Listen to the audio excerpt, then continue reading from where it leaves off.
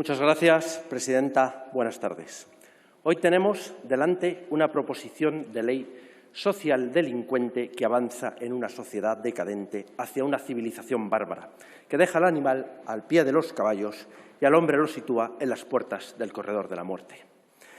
Esto de pretender otorgar al animal los códigos del hombre civilizado y ciudadano es tan insensato como meter al hombre en las leyes naturales del enjambre, de la piara o de la manada.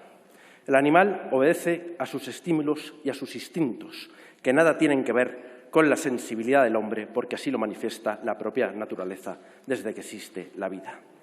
Respetemos al animal, cuidémosle, mejoremos su calidad de vida, pero no lo equiparemos al hombre y a sus sensibilidades, porque acabaremos con su ser natural y reventaremos la estructura trófica de la propia naturaleza.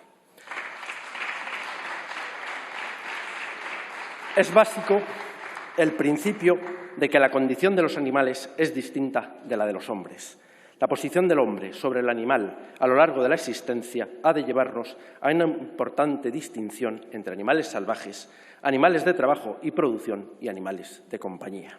Sin embargo, esto no debe conducirnos al error de querer modificar su propia condición de animal. La nefasta, equivocada e irracional nueva ideología animalista, que no persigue otra cosa que intereses comerciales y económicos, que poco o nada les importa a los animales y su respeto, inventa el disparate de que hay que dotar a los animales de derechos. Un ser que no tiene capacidades para adquirir obligaciones no puede, por su propio ser, adquirir derechos equiparables a las personas. Los animales han de ser objeto de protección, porque en mayor o menor medida conviven con el ser humano, pero siempre atendiendo a su especie y sus características, pero en ningún caso mediante el reconocimiento de derechos imposibles. Esta proposición de ley, que parece se dirige a los animales de compañía, no define cuáles son estos. Empiecen legislando correctamente y especifiquemos dónde corresponda qué animales son precisamente de compañía.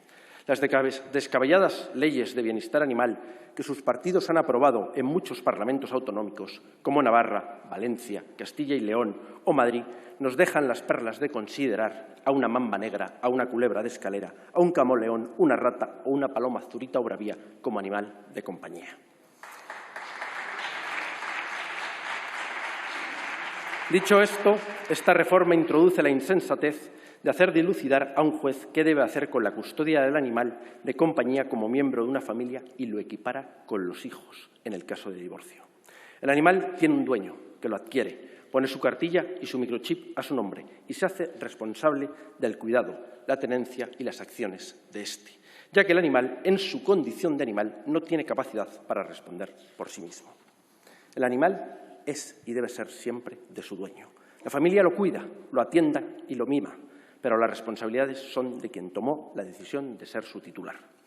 El buen trato a los animales, su cuidado y buen manejo debe partir de deberes que nosotros, como seres humanos, adquirimos hacia ellos cuando nos convertimos en propietarios. De hecho, la propuesta se refiere a esta misma palabra, deberes. Sin embargo, todo lo que se propone con esta reivindicación jurídica sienta las bases de un nuevo paso que va más allá y es realmente peligroso: humanizar al animal y deshumanizar al hombre. Hablan de que en el caso de que la lesión a un animal de compañía cause su muerte o le produzca un daño grave físico-mental, tendrá derecho a indemnización el propietario y los convivientes con el animal, que comprenda la reparación del daño moral causado. En esto está la clave. Caen ustedes en su propio error y en el puro fariseísmo. Pretenden otorgar derechos a los animales y, por el contrario, las indemnizaciones recaen en sus dueños y no en sí mismos, porque son conscientes de que un animal, por su condición existencial, no se le puede reparar el daño moral, como tampoco se le pueden otorgar derechos. Por otra parte, se observa un absoluto e ineficaz revoltijo en la modificación que proponen. ¿Qué hay de los animales de trabajo? Perros de policía y bomberos, caballos de carga y tiro, perros carea y realas, y de los animales de abasto, ovejas, corderos, vacas, cerdos, conejos de granja. ¿Están o no están? ¿Han pensado ustedes en ello? De verdad, no vean en mí mala voluntad, solo voluntad de entender el trasfondo de su modificación. Dice el texto lo siguiente: las crías quedan sometidas al régimen de los frutos, desde que estén en el vientre de su madre, aunque no hayan nacido. Pues bien, esta es la pregunta: ¿Tienen esta misma consideración en las crías humanas desde que están en el vientre de su madre? Han hecho ustedes todo lo contrario con la ley del aborto, al hombre muerte y al animal vida, y esto se llama hipocresía. La misma hipocresía que permite a un niño español amputarse los genitales y ponerse glándulas mamarias sin el consentimiento de sus padres y a coste de todos los españoles. Y por el contrario, no permite al propietario de un perro cortarle las orejas o el rabo a fin de que el animal no sufra heridas en sus labores de trabajo propias de su instinto. La modificación del artículo 611 es un ataque directo al título de propiedad, más parecido al artículo de una ley de dictadura comunista que al ordenamiento civil español. ¿Quién es nadie para poder retener, valorar o asumir el cuidado de un animal en aras de su bienestar mientras se encuentre perdido? Únicamente debieran ser las fuerzas y cuerpos de seguridad del Estado y sus departamentos pertinentes quienes se responsabilicen de atender las necesidades del animal de compañía hasta que le sea devuelto a su dueño. En el caso de abandono, será únicamente la Administración quien se haga cargo de dicho animal. Todos conocemos la mala voluntad de fundamentalistas animalistas que, en medio de actividades cinegéticas, han retenido perros con dueño y en perfectas condiciones, para amenazar a sus propietarios, no devolverles el animal de su propiedad y, posteriormente, mercadear con ellos. Avanzan con esta enajenación regulatoria en su sectarismo ideológico más absurdo, el de las grandes multinacionales, de las élites globalistas, que sin importarle poco o más bien nada los animales del campo, de las montañas, de los ríos, de los océanos y de los polos, se han fijado en los animales que han perdido prácticamente su instinto animal para ser sometidos a las condiciones de vida de los hombres.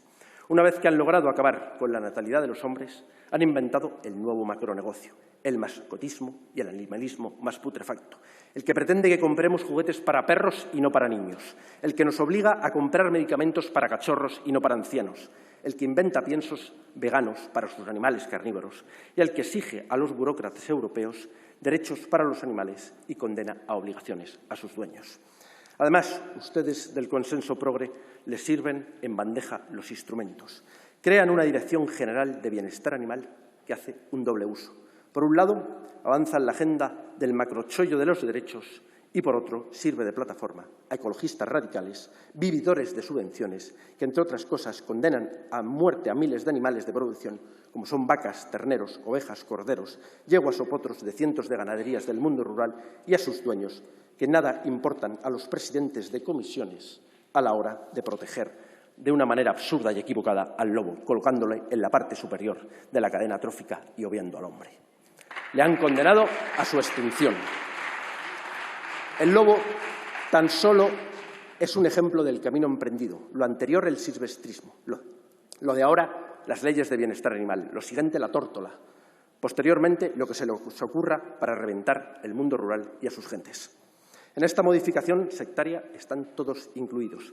Esta proposición no nace de ustedes, proviene del germen de otra propuesta que ya planteó el Partido Popular hace 4 años. Sí, el mismo Partido Popular de la señora Ayuso, que en fervor de la euforia política trae a Madrid un festival de toros el 2 de mayo, después de condenar a la ruina en el último año al sector taurino.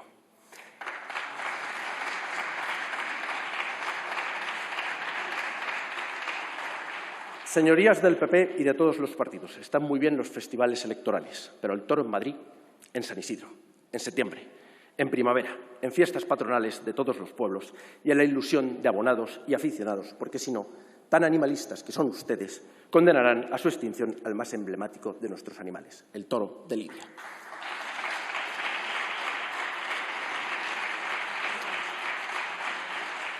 Mientras ustedes avanzan en su gran mentira y en su negocio del error de dar derechos a quien, por mucho que quieran marear la perdiz, no tienen derechos sencillamente porque no tienen obligaciones. Y no tienen ni lo uno ni lo otro porque carecen de voluntad, carecen de la capacidad de decidir, carecen de responsabilidad porque no son consecuentes de sus actos, carecen de la facultad para conocer y reconocer que tienen derechos, carecen de la capacidad para exigir el cumplimiento de sus derechos y, finalmente, porque no tienen conciencia de sí mismos. Mientras, muchos estaremos en el monte, acechando al animal bajo la luna, para controlarlo y protegerlo.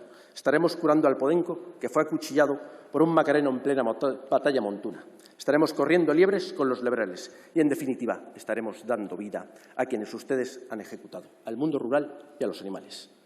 Esta no es una proposición de ley que se haga para los animales, es una proposición de ley hecha por auténticos animales. Buenas tardes.